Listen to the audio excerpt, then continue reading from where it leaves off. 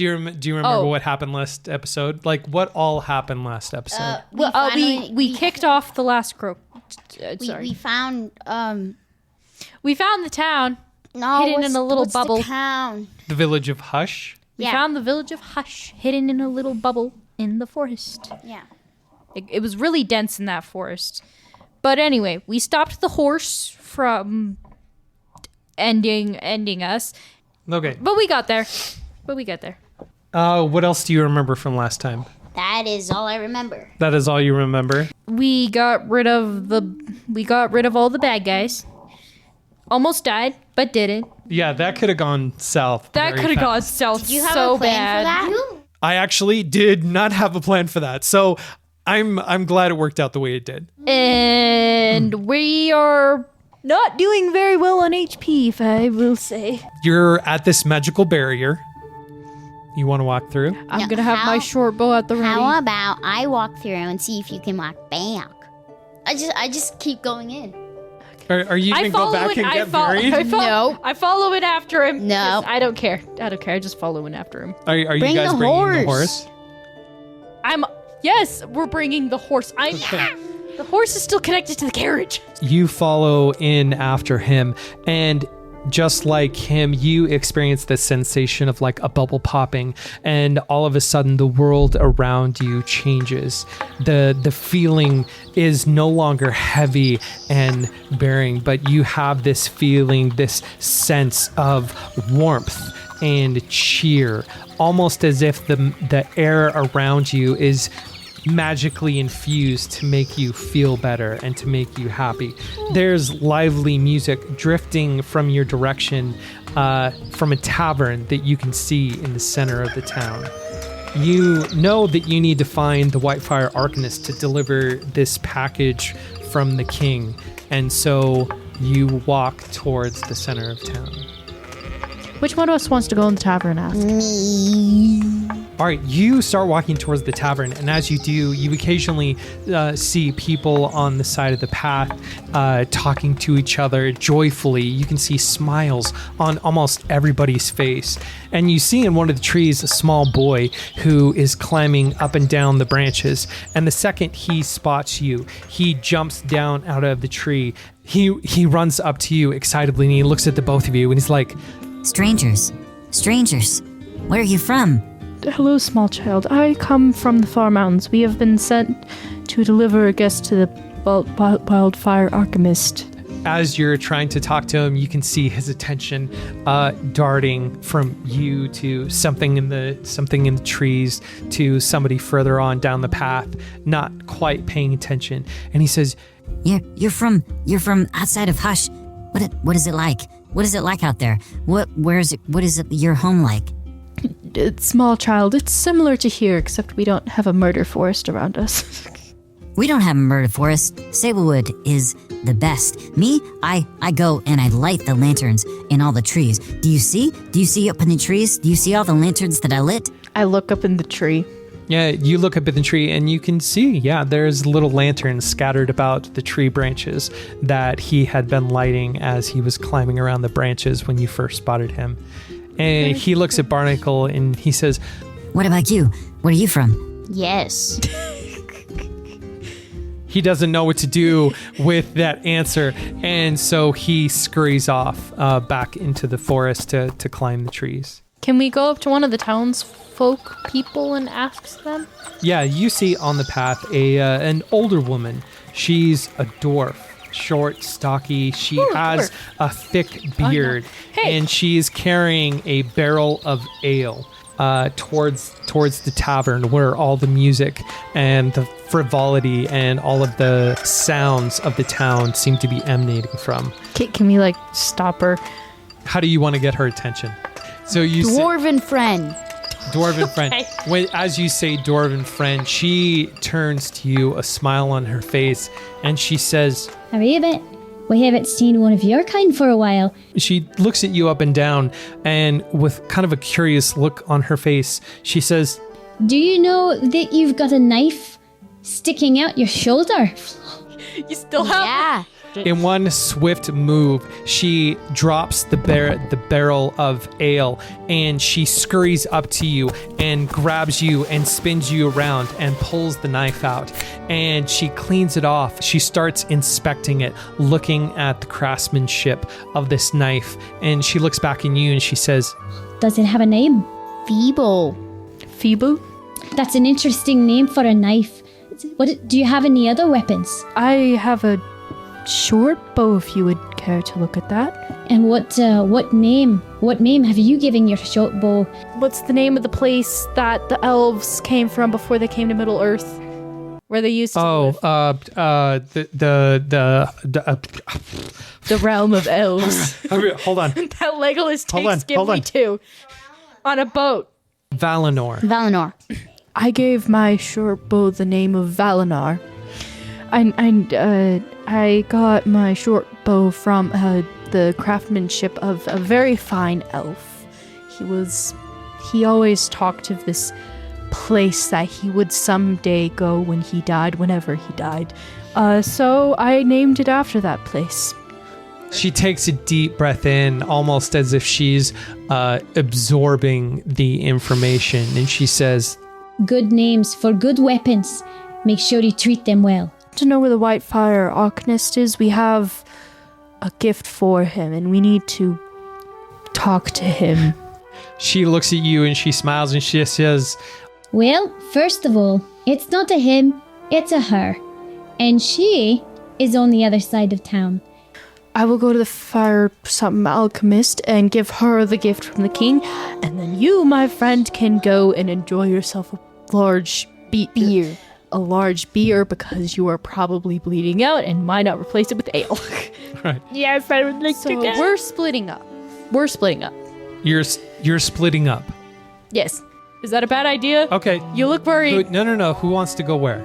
Yeah, I'm going to the other side of town. He's going to the tavern. Okay. She picks up the barrel of ale and she starts walking forward and says, No matter where you go after, the first place you always need to go is the tavern. Gotta check in, you know. And she starts walking off towards the tavern. I follow her. Kind of humming as she goes. And as you get closer, you look up at this huge tavern. From a distance, it didn't seem as big as you thought, but as you get closer, you see the Clover Tavern. And it is truly a sight to behold. It has 6 curving stories climbing the trunk of this ancient tree, because all the trees in Sablewood are ancient, but this one especially is tall and large and is perfect for being repurposed as a tavern. Always crowded with music and good-natured conversations, it is the hub of everything that happens in this place.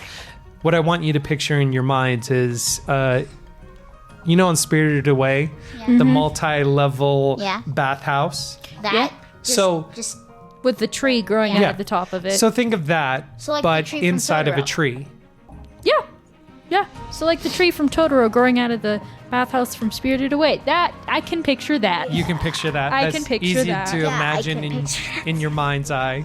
Yes. Yes, theater of the mind. So in the theater of the mind, you can see on each of these stories that there are crowds, there's music, there's good nature conversations. Everyone seems to be happy, and everyone seems to know everybody else. Or if they don't know everybody else, you couldn't tell because of how friendly everyone seems to be with everyone else. And as you get to the entrance to the tavern, the dwarf stops and she turns and she says, Before you go in, gotta take off your shoes and put them up there. and you look up, you see various types of shoes from different types of races all hanging from this line. And as you look, you think you catch a glimpse of what looks like fairies jumping into these shoes and then jumping out. And as they jump out, you can see little things being left behind. And the shoes themselves seem a little bit cleaner after being touched by these fairies.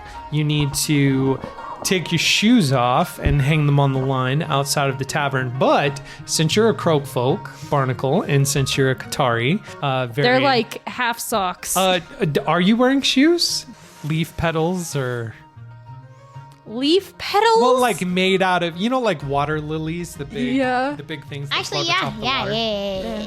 Lily pads. and Like water lilies. bound up, kind of like a moccasin, but it's made out of, water lilies. That actually sounds really cool. Yeah. Mine would be like a wrap. Mine would be like a wrap I just put around what my ankles would be. Okay. So, Barnacle, you need to take shoes off. So, as you take your lily pad, what are you going to call them? Shoes, Lily moccasins? shoes. Lily Oh, shoes. no, lily drops. Lily drops. I like lily drops. Lily drops. Okay, We should turn so those into slippers. as instructed, you take your lily drops off and you throw them up over the line in front of the tavern. And as you do, you immediately see little sparkles of light as these fae come out and immediately start cleaning your shoes. And you can see them walking the lines over the shoes, bearing little gifts and little trinkets that they plop down inside each of the shoes. As you walk into the tavern, just a wave of sound and smells and commotion surround you as you see people talking to each other, as you hear musicians around the room playing different kinds of music, people laughing, people eating, people drinking, people having the best time. And at the center of the room, you see a bar, and behind the bar, you see a dwarf, very similar to the dwarf that you were talking to on the road earlier. And he's scooting around behind the bar, grabbing drinks, grabbing food, serving all of the people coming up to the bar inside this tavern. We go up and talk to him. What do we ask him? What was the girl's name again? I wrote it down. Lausa. I think we should split up right now. Wait, you need to explain why you're splitting up. Okay. I'm gonna go out because I forgot about the bat horse. So I'm gonna go out and check on the bat horse. So you're gonna walk back outside the tavern? Yes. I walk in and then I walk out. All right. And are you gonna walk in the tavern? Yes. So I'm gonna currently talk to the dude. Well, should we follow you, Varian, outside of the tavern, or should we stay in here and follow you? Just stay in there. Okay. I ask him, do you know if there's a Lausa here? The dwarf comes up to you, and you can see now that you've come up to the bar that behind the bar there's these like apple boxes standing on end behind the bar, and the dwarf, since he's so short, is hopping from one box to another as he serves each of the different patrons. And he comes over to you and hops on the box in front of you, and he looks at you and says, What did you say? What did you need something? Something to drink? Something to eat? What can I get you? Do you know of a Lausa? he says, Lausa, of course. She supplies the ale. What do you need with her? I need to talk to her. he points behind him at the floor, and you look over and you can see that on the floor there's one of those hatched doors that has, like, you know, the big circular ring that you can pull up, and the door is up with stairs that go down into, I guess, what would be the basement of this tavern. And you can hear various sounds of, like, things being stacked on top of each other down in the basement. And he calls down and he says, Lelsa, you've got company.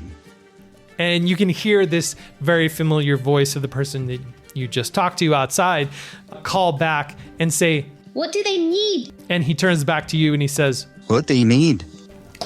I need to tell her something. he turns back to the hole in the floor and he says, They need to tell you something. she calls back, I haven't tell you. and he turns around and he looks at you and he says, Okay, you can tell me. Meet me at the White Fire Arcanist's Place. place. Oh, the White Fire Archanist. Do you know how to get there? No. I don't know what to say. No, No. because neither of us do. when you say no, he kind of laughs, and the other patrons around you laugh as well. And the dwarf looks back to you and he says, Well, you must be new here then, because everybody who's been here knows how to get to the White Fire Archanist. It's hard to miss. Behind the tavern, down the road. You can't miss it. Okay. Did you tell her that I said that? He turns around and he yells down the hole and he says, He said that you should meet him. and you hear her scream back up at him and said, I have them for Elixir X. and he turns back to you and he says, She heard you. I asked for a drink. Wonderful. What would you like to drink? What do you got? What do you have? go ahead and make me an instinct roll real quick. What? Well, you'll see. Okay. It's not always a good thing. 12 with hope. You look around and you notice something about the people around you and about the things that they're eating and that they're drinking, and especially about the smells, because you're so familiar with moss. You can smell, you didn't notice it when you first walked into the tavern, but all of a sudden you notice it now that you can smell moss coming from a lot of the things that the people are eating and drinking, and even the types of clothes that they're wearing. It's almost like they're trying to look mossy. The bartender reaches under the counter and he pulls out a glass, and from behind him he grabs a big pitcher of this greenish liquid and pours a glass and hands it in front of you. Hands it in front of you? That's not a word. And hands Puts it yes, in front of you or hands it to you. and sets the glass down in front of you. Moss, my favorite. Do you actually say that? Yes, I say that. You're here just in time for the Moss Festival. This is the best time to be here because we're about to have a celebration of the arrival of spring and all the abundance and the fresh fruits and vegetables that our town will soon have. It's kale. Keel. Okay. We don't actually So say that. You say "kill," and he looks back at you and he's like, I don't know that word, but I'm assuming it's a good one. "Did you drink all of the drink?" Yes. You drank all the drink. I love moss. All right. I'm a frog. So you drink all of your drink, you set the glass down, and just as immediately as you put it down, you can see the dwarf bound over, grab the glass, wash it, and put it back in his stock. We're going to jump over to Varian. Varian, as you walk out of the tavern, you pass by people coming into the tavern, talking to each other and laughing. You look up at the line of shoes above the tavern door as you see other people tossing their shoes up there, and you can see his lily drop shoes, and they look cleaner than you ever could have imagined these swamp-made shoes to ever be.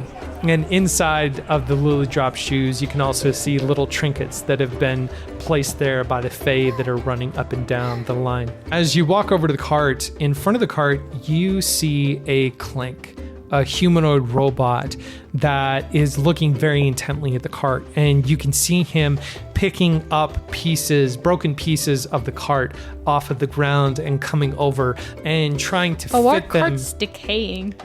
Trying to fit them back into the various holes and splintered fragments off of this carriage, off of this cart, like he's trying to put together pieces of a puzzle.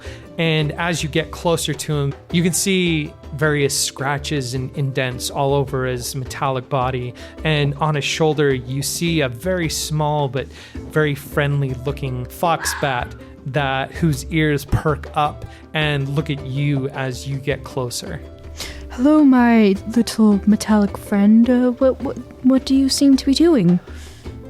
He looks back at you and in a metallic robotic voice, he says, Is this your mode of transportation? Yes, it is. Why is it broken? What happened? We were traveling through the forest on our way to come here, and thistlefolk, thieves, came out and tried to ambush us. when you say the word thistlefolk, you can see him reach up and kind of dig at some of the scratches on his body as if he's remembering like an old wound. And he says, Thistlefolk, I am familiar. How did you escape? We had to exterminate them. That sounds wrong. Terminator them. But I mean, okay. They ended up getting smushed or killed in the process of us trying to run away. he tilts his head and he says, So easy a solution for so complex a situation? We were very badly injured, but we managed. We managed. He looks at you and he says, What is it that you carry that was so important for them to want to take? I don't know. I don't know. I don't know. I couldn't tell you. so as you say this, the head of the clank, it goes up and it finds a hole in the carriage, and it looks down in the carriage of the cart, and you could see its eyes kind of scan the inside of the cart and its contents. And his head comes back down on his body and says, You know not what you carry, so why are you here? It was a gift from a very important person to the Fire Arcanist. The White Fire Archanist. White Fire Arcanist. Arcanist. It's Arcanist! It's Arcanist, not Alchemist! the White Fire Archanist. The White Fire Arcanist. He looks at you again and he says, She will know what to do with what you have. It is good that you are here with it. What might your name be, little robot friend? My name is Halithan. Halithan Fives. Are there others like you in this village? Others, but not many. Would you happen to know how to get to the White Fire Alchemist's place? the White Fire Arcanist. Arcanist? he kind I'm never of gonna laughs. get that right. He says, Yes. But first, would you like to play a game? A game does sound very nice. Wonderful. and without skipping a beat, he turns and walks into the tavern out of sight. I follow him into the tavern. You follow him into the tavern, and as you walk back into the tavern amidst the commotion, you scan the room and you can see him walking up the stairs to the next level of the tavern.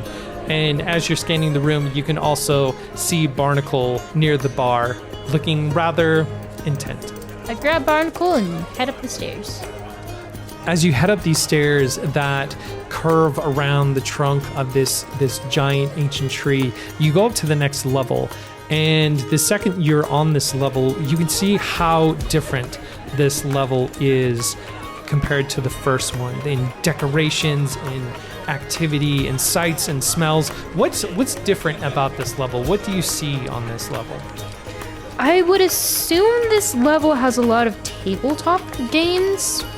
That's perfect. So you step onto this floor and you look across this level and you see various different tables in various different shapes. Some of them circular, some of them square, some of them kind of like organic dishes made from trunks of trees. And around each of these tables, you can see various peoples of different races and sizes, all in the act of playing games. Some of them are cards, some of them seem to be like acorns, some of them dice, and each one of them in the act of playing whatever game is at each one of these tables. As you look across the room, you can see towards the back the Clank that you had just spoken to outside sit down at a small table in the back. From inside of his chest cavity, he brings out a stack of cards, and with precise and quick robotic movements, you could see him start to shuffle and start to do, tricks with these cards as he shuffles all of these cards together. So what do you want to do? Go over to the Clank. You walk over to the Clank and his small little table, and without even looking up, he starts talking to you and he says, The Arcanist is quite busy, but you've traveled so far, it seems. I'm sure she will be more than hospitable. We would be lost without her here in Hush. She keeps the whole place protected by a powerful ward, so that no dangers from the Sablewood can pass into town. So he shuffles up his cards, and the moment you sit down at the table, deals 3 cards to you, Varian, and he deals 3 cards to you, Barnacle. And then from his chest cavity, he pulls out a pile of acorns and sets them in the middle of the table. What game might we be playing? Halithan 5? He looks at you and he says, The game is simple. Beat my cards with your cards, and I will take you to the White Fire Archanist. Oh, we gotta roll for this. Yeah, you gotta roll for this. We gotta roll for this. So think of this like war. You have 3 cards, and you're going to roll to see what the value of those 3 cards is, and then you're going to bet. How we're going to do this is that you're going to roll a d20, and that will be the number on your card. Don't let anybody else see it, and you are going to bet whether you are going to win this pot or not. Okay. All right, so are you ready? I don't think I'm gonna win. You both pick up your first card. He picks up his first card and says, Who will win? do you want to bet that you'll win the pot? Yeah. Okay. All right, what did you roll? 11. 11. We both rolled an 11? I rolled a 1. Oh my gosh. So do we roll again? What he does is he grabs an acorn and puts 1 acorn in front of each of you. Okay. And he says, Next card. so you pick up your next card. Yeah. You're not going to win. I don't think I'm gonna win. I'll pick up your next card and he says, Who will win? You? You? you're both betting that I will win. Yeah. As bad as your rolls are, I think we got worse rolls. Okay. Okay. I think it's gonna be you. What did you get? 9. 5. Did you roll another one? No, I got a 4. Oh. So I should have. he reaches over I and he thought- takes both of your acorns and puts them in front of him. And all of you grab your final card. Roll. I'm betting I'll win. You're betting you win. I'm betting I'll lose. He turns over his card. He had a 14. What did you have? 13. That was a fun game, though. Yeah. That was a really fun game. That should be a game. Well- That game was quite fun. Yes, very simple yet fun. But you lose. And he gathers up all of the cards and he starts to shuffle them again, and he gathers up all of the acorn and puts them in a nice little ornate pile in front of him and just kind of ignores you. My little frog friend, would you happen to know a way to the White Fire Arcanist's house? I got it right! Maybe. Let's go there then. Very nice game, my little metallic friend. Thank you for sharing. We walk down the staircase. Yeah, we walk down the staircase and go out the back door. Before you leave the table, as you turn around from the little Clanks card game, he calls at you and he flicks each of you an acorn and we then get an goes acorn. back to shuffling his cards. Both of you pocket the acorns that the Clank gave you and you head down the stairs to the first floor of this ginormous tree house, and you walk out the back in search of the White Fire Arcanist. As you walk out of the back of the Clover Tavern, the sounds of frivolity and singing and music start to fade into the background as you make your way down the path, past the homes of the village, and then through the farmlands of Hush. You see a variety of crops that have begun to cultivate a thin layer of glowing blue moss over the tops of the fruits and vegetables. They pulse softly like a heartbeat as you pass. This is the moss that they were referring to as part of the Moss I Festival. don't know why I thought it was algae. Probably Logan-Chaco. I don't know. Among the thriving groves, you notice that the sablewood trees in this area have hundreds of unique faces carved into all sides of them, kind of like a totem pole, with faces and eyes peering in every direction. Is this going to turn into Lord of the Rings? We'll find out. One tree in particular is taller than the rest, and it bears the Arcanist's home. Like an overripe fruit, it hangs from a braid of rope as wide around as a giant's forearm, tied to a massive branch and counterweighted by a cabin-sized boulder laying at the base of the tree. The stone is marked with a collection of symbols, and the cabin windows flash with a soft yellow-green light. What do you guys want to do? Go inside the house? So here's the thing. How are you going to reach the house? It's suspended in the middle of the air, counterweighted through this rope into this giant boulder that's on the other end. I have claws and a stamina potion. Let's yell at her first. Go You to the wanna base yell of at the her tree first? and yell at her. What are you going to yell up at the tree? Hello? Hello? Anyone up there? We're trying to get up and see the White Fire Arcanist. So your voice rises up through the branches of the tree towards the Arcanist house, but there is no response. All you continue to see is the lights flickering from the windows. Can I walk around the base of the tree and like My turn to look and yell. see if there's stairs or whatever? Did I say we were sent by the king to give the White Fire Arcanist A gift? a box, A box. a chest? Do Just you a box. have the box? Did we grab the horse? I don't know. Did you grab the horse? Did we grab the horse? Oh no! Did we grab the horse on our way out? Yeah, We grabbed it? yeah. Yeah. You Yeah, want to okay. say that you grabbed Oh the my horse gosh. Yeah. and what remains of the cart and the chest on the way out? Cart. Yeah. The Okay. chest is probably fine. It's probably fine. Yeah, we'll say that you grabbed the bat horse on your way out. You ran around to the front because not only did you forget to grab the bat horse and the cart, you also forgot his lily pond shoes, Lily drop. lily drop shoes. But let's say that you guys went and you grabbed those things, and then you walked it down the path through the crops, through the fields, and now you're here at the White Fire Arcanist's house.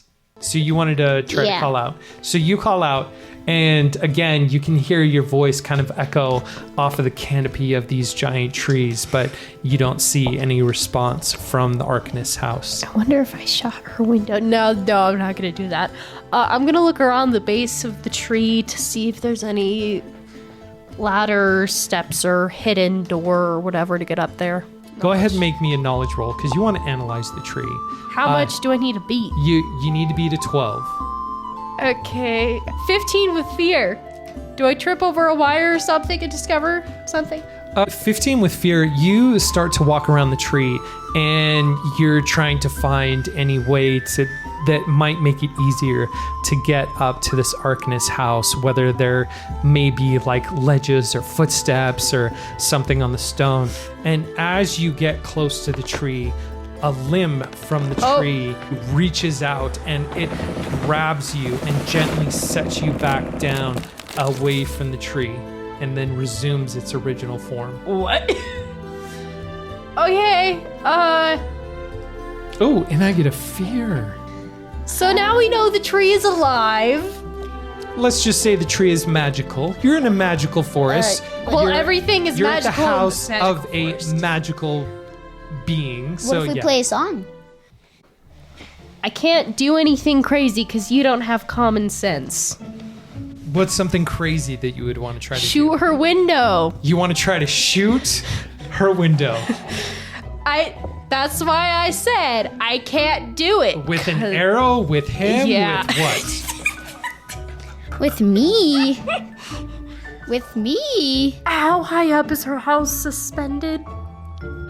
Let's say it's high enough that you wouldn't be able to like jump up and get to it. But if I threw him, I don't know. Do you want to try it? Aren't I small enough for her to just chuck me at full power? yes, you are. That's why. Or she's just large enough to chuck you at full power. Or she could Yeah. put me on her bow and go like, My bow. I have a short bow that it's not big enough for that. okay. Okay, so I pick him up and chuck him at the window. Let's see how this goes. Here's how it's going to work. You're going to need to roll for strength Okay. to see if you can yeet him high enough up to get to the Arcanist house. And then if I don't roll high enough, you are going to have to roll for finesse to see if you can Oh, boy. control your body being thrown If we- through the air if we as roll- Arcanist house. You're going to need to beat a 12. strength. Why don't I have why can't I add to that? 14 with hope. 14 with Yes! hope. Oh, so you get a hope. Oh yeah, I do get it. Ha! I keep forgetting about the hope. 18 with hope. Those are great rolls. yes! Which means this is not going to be as funny as it could have been. Oh my gosh! So, without telling him, you reach down and you grab Barnacle, and with all of your Qatari strength, you yeet him towards the Arcanist house. If it wasn't as funny, he would have died. He's almost dead already. No, I have If I hadn't rolled high 3 hit enough. points. being as agile as you are as a ribbit, you're able to quickly stabilize yourself and prepare as you head towards this Arcanist house. And with your froggy feet and your froggy hands, you suction cup onto the Arcanist window. You look inside and you can see a shape inside the window doing all sorts of, illumination magic, which is where all of the lights from this Arcanist are coming from. And the force of you hitting her window gets her attention, and she comes over and throws open the window. Right, so I need you to make another finesse roll for me, please, to see what happens as she flings open these windows. And I need you to beat a 10. It's a 15 with fear. 15 with fear? All right, so I get a fear. Fear. As much as she is not expecting a frog to be attached to her window, you equally are not expecting the window to be thrown open as she tries to investigate what this noise Am I dead? is. You're not dead. You're able to still stick on to the window as it's flung open, but you get smashed against the outside of the Arcanist house. I'm going to get a fear. I'm not going to take control. I'm going to spend that later. So, Oh no. she sees you and she reaches around and grabs you and pulls you inside of her house. And the moment she grabs you and brings you around the outside of the window, you look up at her and you see this 7-foot mixture of a humanoid and a firefly. A firefly? The Arcanist. Firefly. She's 7 foot and she's a part firefly? Yeah.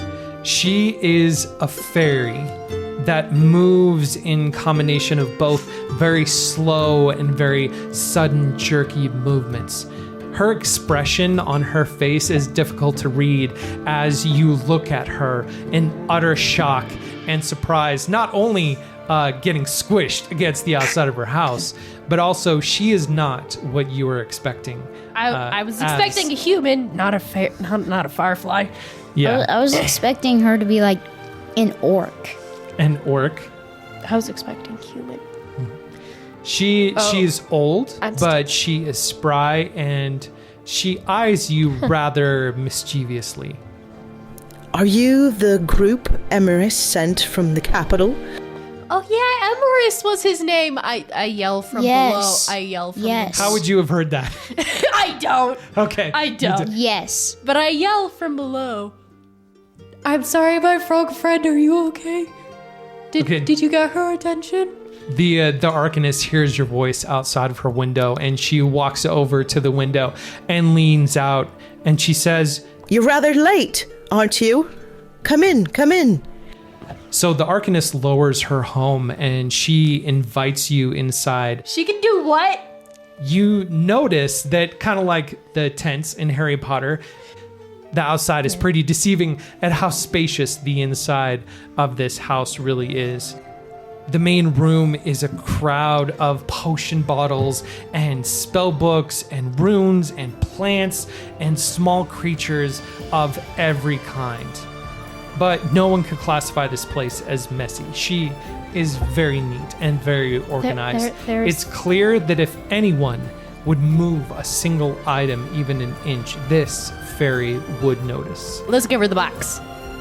I'm just going to make small talk with her. Apologies for the late delivery. We were interrupted by some very unfriendly folks in the forest. So the path here was dangerous, was it? Yes. We Jinx. say in unison. Jinx. I was worried about such a thing happening. I sent out my assistants to bring back food for the festival, but they have yet to return. Did they perhaps happen to have a cart? We're not going to tell her. Should we tell her? Did they perhaps happen to have a cart? Of course, how else would they have gotten the food back? Oh no. Was it just one person? It was. Would you be? Oh no. Did that person? Would she be mad? Would she be mad if we told her he was dead? What did they look like again? No. We don't. I actually didn't even get to see what he looked like. He was. Was it a man? He was pretty torn apart. Was it a man? Okay, I'm just gonna give it to her straight. I'm very sorry, but we came across what's left of him on our way here. He encountered a Strixwolf. No. Yeah, it was the Strixwolf. Well, no, and not so nice fellows that we encountered later as well. I don't think he's gonna make it back. That is unfortunate. Very unfortunate. It did not look pretty. He was such a good assistant. He will be missed. But his life will be celebrated as part of the festival. You fell on some hardships as well in your travels. Yes. Yes. Pray tell, is the box safe? Yes. Yes. Did you bring it inside with you? Yes. Well, yeah. I said we should bring it inside. Okay. Yeah. So the bat horse is staying outside, and then the box. I asked her if the bat horse could fit in this room. Just the bat horse, not the carriage, because it's already broken. You start to ask if the bat horse could come into the room, and she narrows her eyes at you and opens her arms again at all of the organization and all of the things inside of here. A bat horse would wreak havoc. Without a word, it would wreak havoc. Without a word, a look crosses her face, letting you know that such a suggestion would be a bad idea.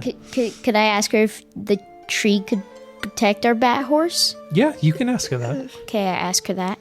Of course. She taps her foot against the floor, and as she does, you can feel the house lift back up into the tree. It's you an peer elevator. out of the window. It is an elevator. You peer out of the window, and you can see that the same kinds of branches that came and moved you off of the tree now wrap around and envelop the bat horse and brings him around to the back of the tree and out of sight. Once the house settles in its spot, dangling at the end of this rope in this giant tree, she grabs the box and sets it down on a table and taps it. And when she does, sparks of blue magic dust start to fall off of this box. And as she opens it, you can see a massive stone on the inside of the box with a lion's face carved into it. You recognize this. You have seen this before because this is the keystone of the capital city where you both are from. Oh. It is from the city's gate's main archway. The Arcanist nods sagely as soon as she sees it, saying, Of course, the king would keep this delivery secret. If anyone knew that your city was no longer warded, just like our home here in Hush is warded, you would be conquered before sunrise. Oh, crud. You understand the gravity of what she just said, knowing that your city is now unprotected because this stone is now in the home of the White Fire Archanist with the both of you and not at the capital city's gate. Why would the king put this here that makes our city unsafe? That is yet to be seen. It'll also yet to be seen how someone may have known of your intent to travel here, as well as may have known what it was that you were carrying. With this ominous warning, she taps her foot on the floor again, and what happens is that the tree starts to unfurl. And as it does, she looks at the both of you and says, We must travel to the open vale to revitalize the ward, but such effort of magic will attract dangerous creatures from the darkest reaches of Sablewood. I will need your help to perform this. Thank you so much for listening to our latest episode of our brand new TTRPG actual play podcast, Fumblelore. A brand new episode is coming out next week, but until then, if you want to find out more about the show, learn about some of the things that we're going to be doing here on the podcast, or see ways that you can help support us, you can head over to fumblelore.com. But one of the best things you can do to help us is to share our show with anyone you think that might enjoy a family-friendly TTRPG actual play podcast. And again, thank you so much for listening, and be sure to join us next time for some more Fumblelore.